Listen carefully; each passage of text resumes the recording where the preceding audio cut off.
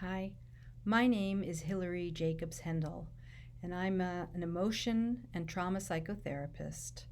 And in the last 10 or 15 years, I've really developed a passion for teaching people how to be with emotions and learning some practical ways to not only help you understand emotions, but to help you experience your emotions, which is what we all need to do a bit more. We all get caught up in our head, in our culture, which is very emotion phobic.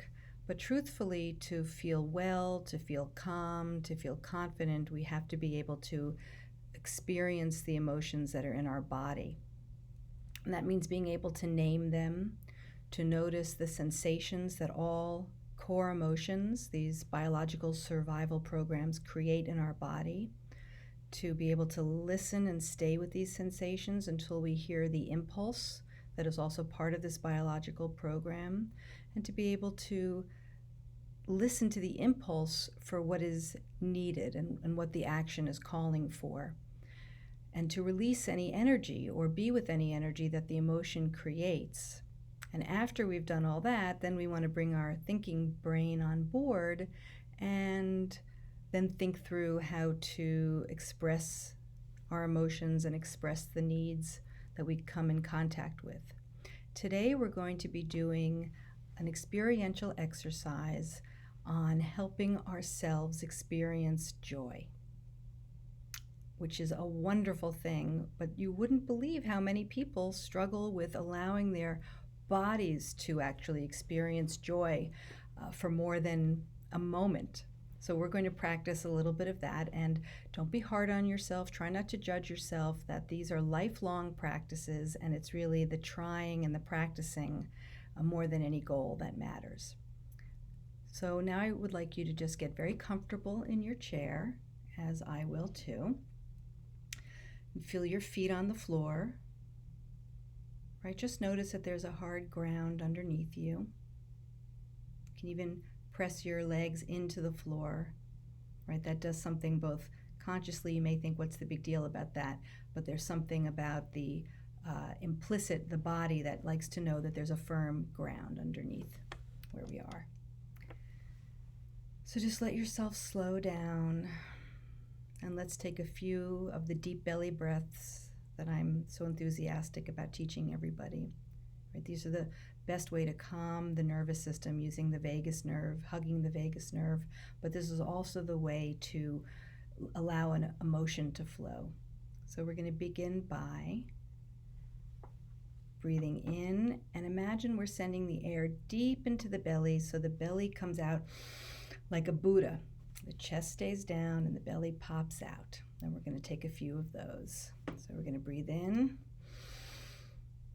Belly comes out, hold for a beat, and then blow out through pursed lips like you're blowing on hot soup. The reason we do this is we want to feel the air kind of backed up and against our lips so that we can adjust the airflow so that it's maximally relaxing. Let's do that again.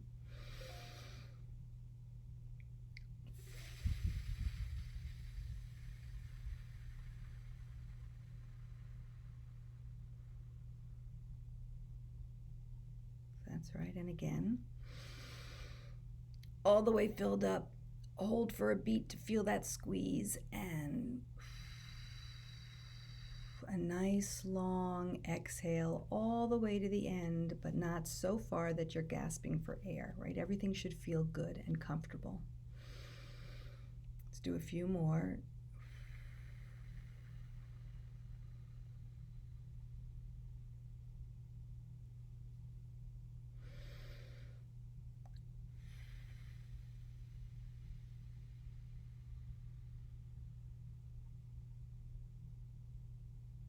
Excellent. Now, paying attention to keep breathing going, I want you to bring up a memory or a recollection of something that made you happy. And it can be the smallest thing. It can be looking at a beautiful flower, connecting with nature, imagining the ocean, getting a hug or hugging someone you love, petting a dog, holding a baby, smiling at a stranger, having a good conversation, something good that happened to you. Just take a moment to bring up a memory that brings up joy. And remember to give yourself lots of time.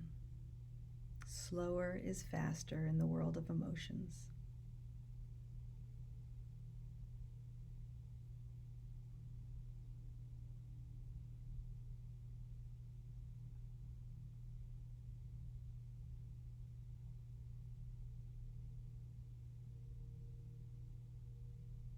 Good. Now when you have your memory, bring up the image as vividly as you can. Really make it vivid so you can see what was happening that made you happy.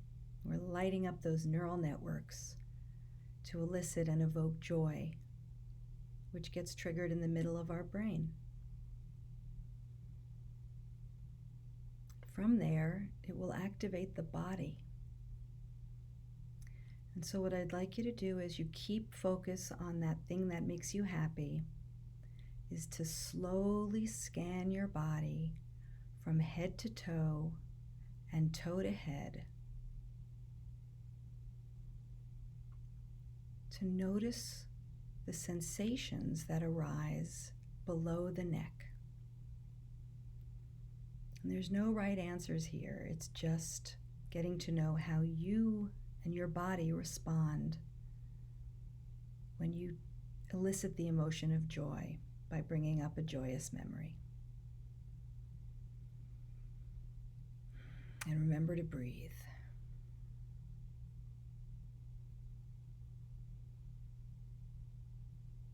These could be very minor and subtle shifts. For me, when I feel happy,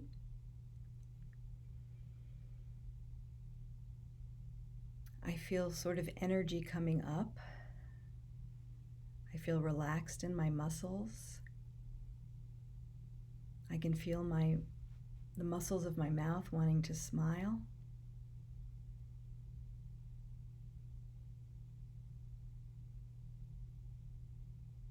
What is it like for you? Can you put 2 sensation words on how you experience joy?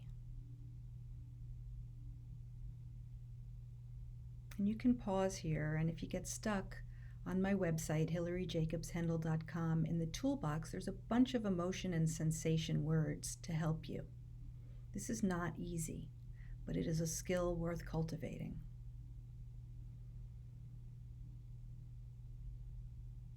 Now, when you find an emotion or the sensation that feels like joy, just come out of your head and notice it, right? We're just strictly noticing sensation from as calm and as grounded a place as we can. If there's energy, notice the energy in your body. If there's an opening or a brightness, just stay with that. If there's calm, notice where in the body you feel that and just stay with it for like 10 or 20 seconds. And all we're going to do is notice what happens when we give some attention to the sensation of joy or happiness or a positive sensation. We just want to notice it and breathe.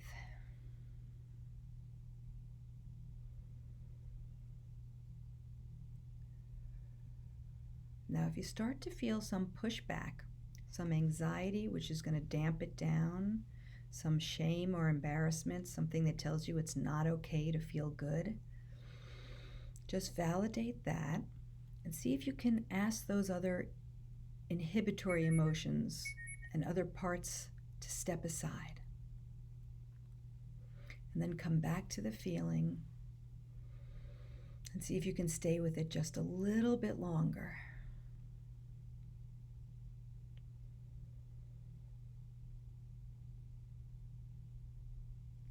As you stay with the sensations of joy, you may recognize an impulse.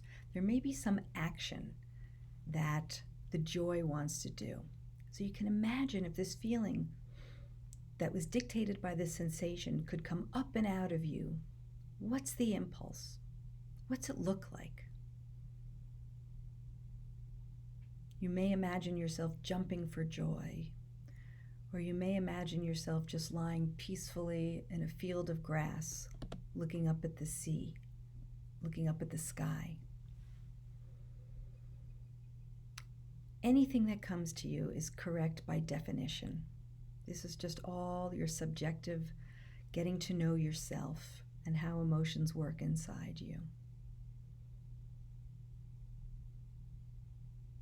Well done. Now, if you struggled with this emotion, you are like the majority of people, because just like learning to play an instrument, it takes a while to, one, be able to notice sensations in the body, to be able to tolerate them, to be able to let them move and let us expand with those emotions, to notice the impulse and to allow the impulse to emerge in a fantasy. But that is the task at hand, because we're trying to build a capacity to fill our bodies with good feelings so that good things don't happen and automatically they go away in a second, like that there's a hole in the bucket of good feeling inside us. And if you struggle with anxiety or guilt or shame for feeling good, then that's great to notice that. That's your leading edge for the work that has to be done.